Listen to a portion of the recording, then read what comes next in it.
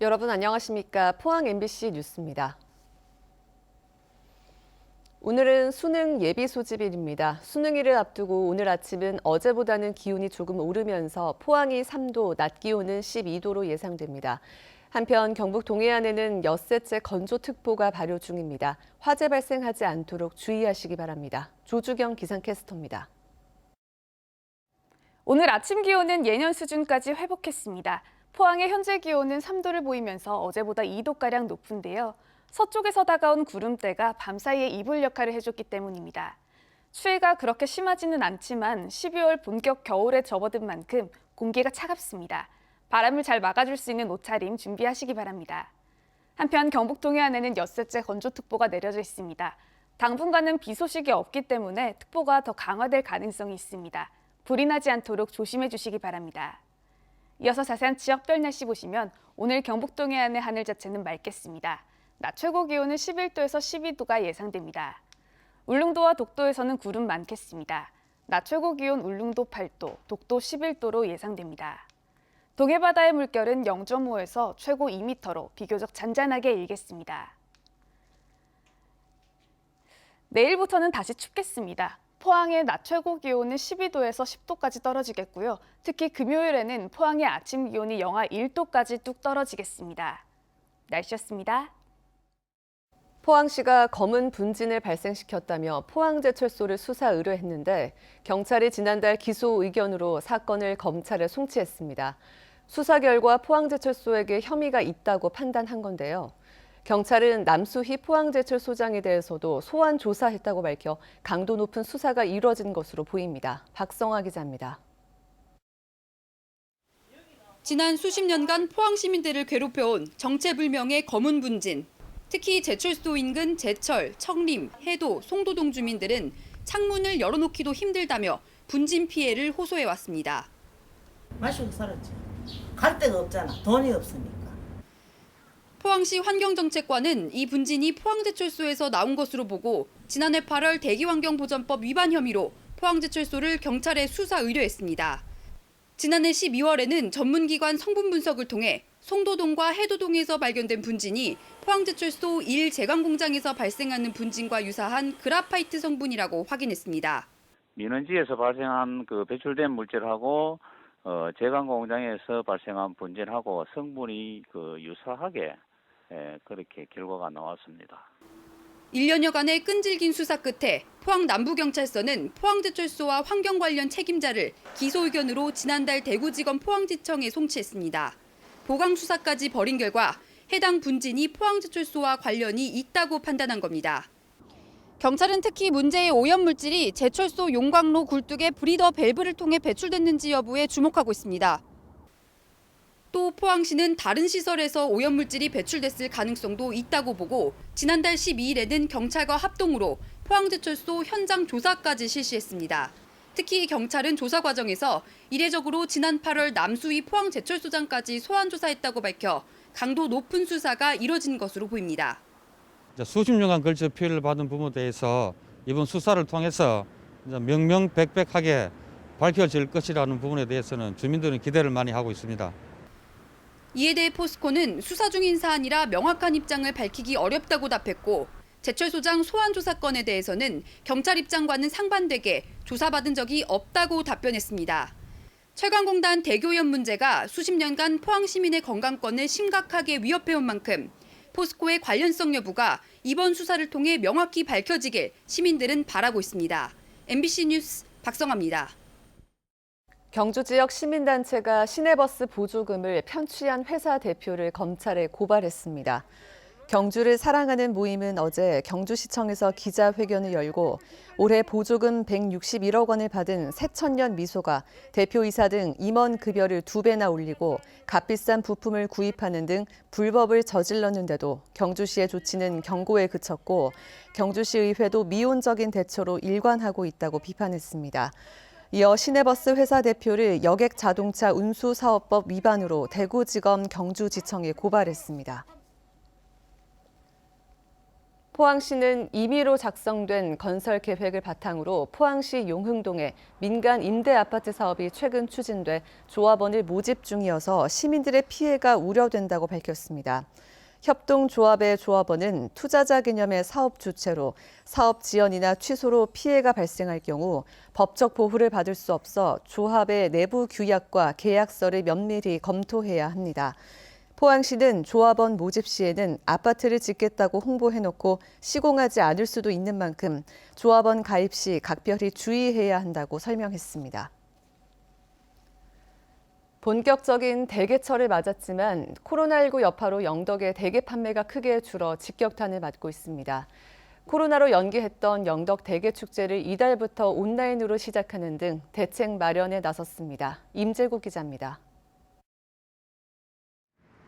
전국 대게 집산지로 유명한 영덕 강구항입니다. 본격적인 대게철을 맞았지만 상가 거리는 한산합니다. 오가는 차량이 크게 줄었고 가끔 오는 관광객들도 현장 구매가 많습니다. 버스라도 대절해갖고 이리 올라가면 이제 뭐 코로나 때문에 이게 되지도 않고 해서 직접 차로만 와갖고 몇 사람이 와갖고서 여기서 쪄갖고 사서 쪄갖고 바로 이제 내려가는 중입니다.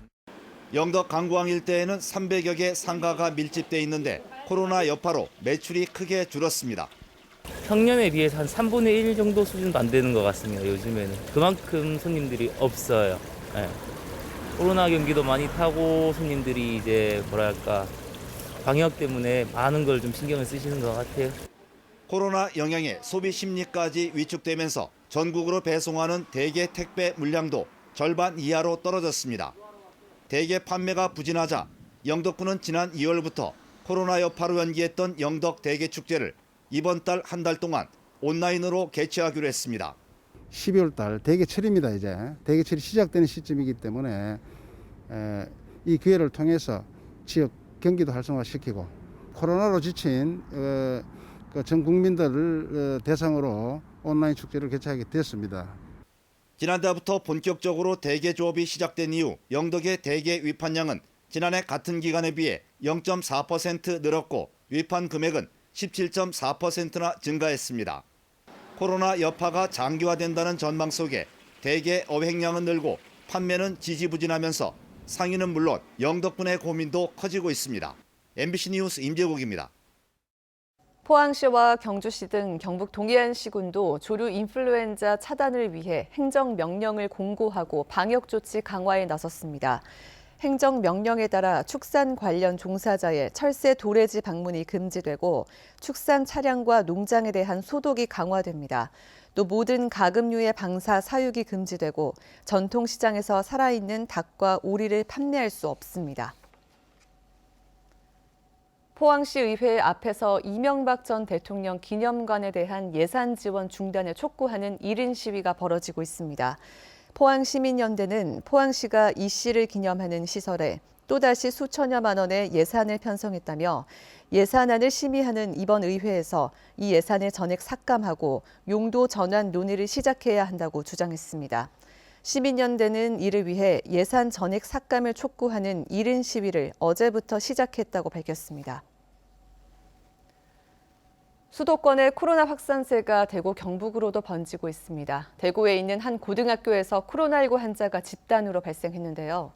대구에서는 한 달 만에 신규 환자가 2자릿수를 기록하는 등 외부에서 유입된 연쇄 감염이 이어지고 있습니다. 보도에 권윤수 기자입니다.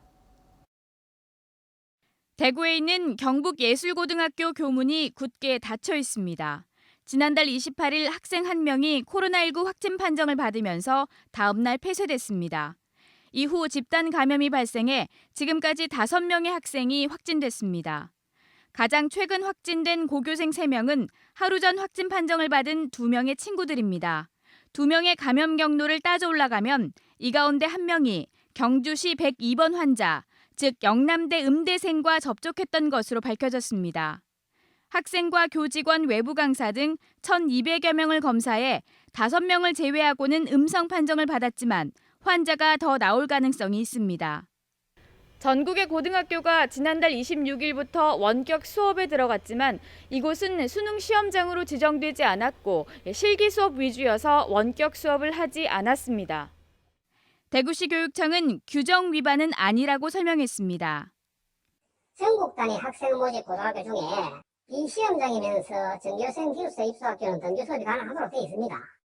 서울 강남구 접촉자로 분류돼 검사받은 달서구 주민 1명을 비롯해 서울 노원구와 청도군 등 외부에서 유입된 연쇄 감염으로 대구에서 11명이 신규 확진됐습니다. 지난 10월 30일 이후 한 달 만에 두 자릿수의 환자가 나온 겁니다. 경북에서도 11명의 환자가 더 나왔는데 유럽에서 입국한 1명을 제외하고 지역 감염 10명 중 대다수는 영남대 음대 관련 또는 김천대 관련입니다. 영남대 음대 관련 환자는 37명까지 늘었습니다. 방역당국은 연말 회식이나 모임을 자제해달라고 당부합니다.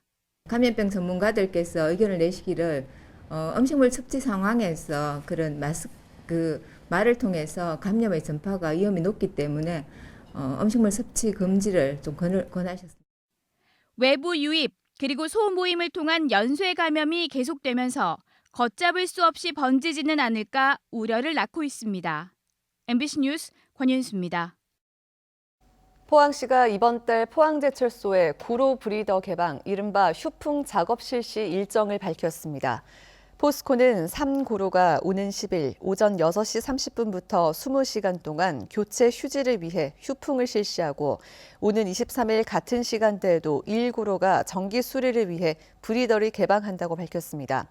구로 브리더가 개방되는 휴풍 시에는 상당량의 대기 오염 물질이 배출되는데 포항시는 2달 전부터 포스코의 휴풍 일정을 공개하고 있습니다. 울진 해경은 본격적인 대게 조업철을 맞아 어제부터 내년 2월 말까지 대게류 불법 어업 행위 특별 단속에 나섰습니다.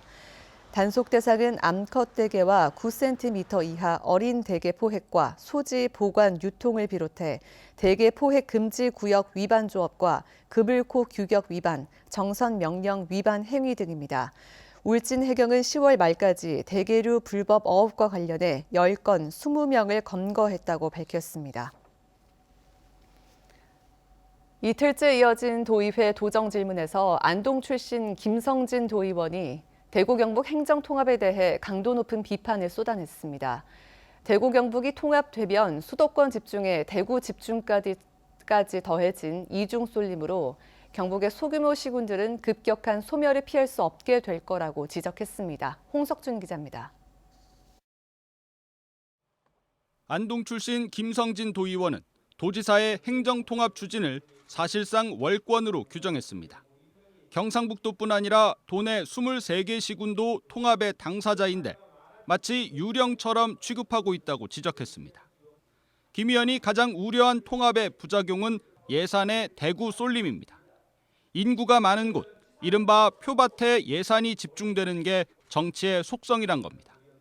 이제는 대구시로 모든 것이 집중될 것이 뻔한 통합이 이루어지면 수도권 집중에다 대구 집중의 이중적인 쏠림 현상으로 가뜩이나 힘든 도대 대부분의 시군은 더욱 급격한 지방 소멸을 겪지 않겠습니까? 김 의원은 또 일정을 정해 밀어붙이는 통합은 산하기관에 대한 겁박이자 도민에 대한 선전포고라며 날을 세웠습니다. 특히 찬성위원 일색인 공론화위원회는 당장 해체돼야 한다고 주장했습니다. 264만의 경상북도와 242만의 대구시가 합쳐 500만이 되면 하늘에서 감이라도 떨어집니까? 저 하늘의 별이라도 딸 것처럼 말하고 있지만 어용 전문가들의 허황된 탁상 공론에 불과할 뿐입니다. 답변에 나선 이철우 도지사는 광역 통합의 필요성을 재차 강조했습니다. 교통, 관광, 일자리 등 합쳐야 풀리는 문제가 적지 않고 부산, 경남에 이어 광주, 전남까지 광역 통합에 공감하고 있다고 소개했습니다. 공론화 과정의 편향 문제도 북부권이 우려할 정도는 아니라고 선을 그었습니다. 권정진 시장님 안동 출신입니다. 또 공론화 위원장 김태일 위원장이 안동 출신입니다. 핵심들이 다 북부 지역 출신들. 그래서 어느 지역 출신 누가 들어가 있는 게 아니고 대구 경북 발전에 어떻게 하면 좋겠느냐. 통합에 지사직을 걸라는 요구에 대해 이 지사는 통합을 하면 권 시장과 자신 둘 중 한 명은 어차피 그만둬야 한다며 자리에 연연했다면 통합을 추진하지 않았을 거라고 말했습니다. MBC 뉴스 홍석준입니다. 경상북도 스타 관광벤처 사업 공모전에서 3대 문화권 택시 투어 상품인 로이쿠 등 15개 사업이 지원 대상에 최종 선정됐습니다.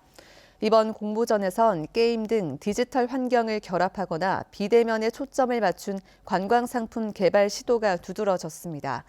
선정업체에는 사업화 지원금 1,500만 원과 맞춤형 컨설팅, 공동 홍보 마케팅 기회가 제공되고 3대 문화권 사업장과 연계한 판로도 지원할 계획이라고 경상북도는 밝혔습니다. 포항시는 지난 2018년부터 3년간 30억 원을 투입해 포항 양학동 지역의 노후 배수관 교체 공사를 완료했으며 철강 2단지 생활용수관 및 청림동 노후관 교체 공사를 올 연말까지 마칠 예정이라고 밝혔습니다. 시는 오는 2035년까지 1,830억 원을 들여 포항 시내 노후 상수동관 612km를 교체할 예정이며 관 노후도를 평가해 누수가 잦은 지역부터 순차적으로 교체 공사를 진행하고 있습니다.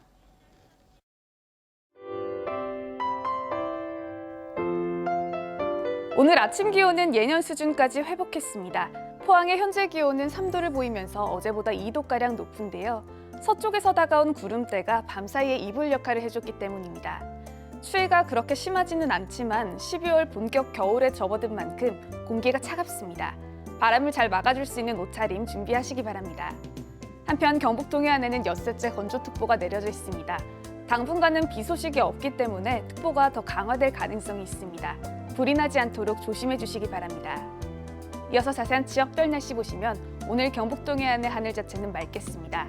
낮 최고 기온은 11도에서 12도가 예상됩니다. 울릉도와 독도에서는 구름 많겠습니다. 낮 최고 기온 울릉도 8도, 독도 11도로 예상됩니다. 동해바다의 물결은 0.5에서 최고 2m로 비교적 잔잔하게 일겠습니다.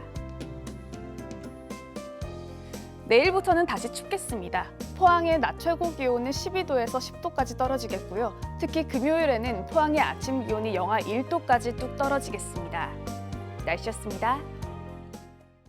이상으로 포항 MBC 뉴스를 마칩니다. 여러분 고맙습니다.